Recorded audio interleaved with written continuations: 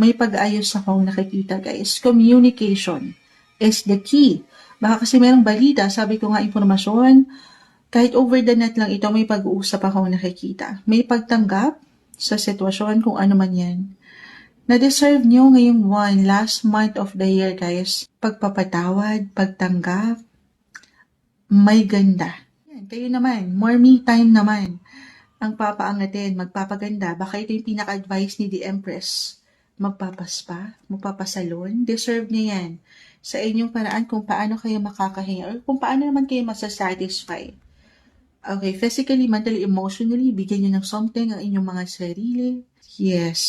Or other messages nga, merong magpaparating sa inyo. Reversal po ang enerhiya. It could be unexpected. Regalo, something maganda.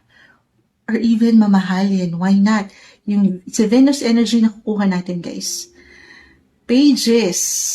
Someone young. Or kung hindi man umangat yung pagiging young. Childlike yung energy. Baka ikaw naman ang kanyang pahinga. At meron siyang maiparating sa'yo para ikaw ay sumaya.